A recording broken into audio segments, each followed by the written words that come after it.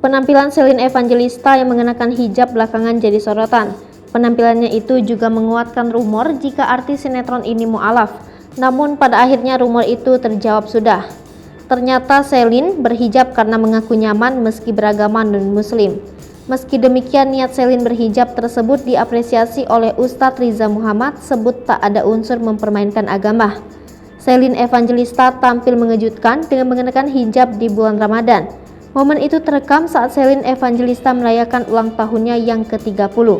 Cara perayaan ulang tahun mantan istri Stephen William tersebut berbeda dengan biasanya.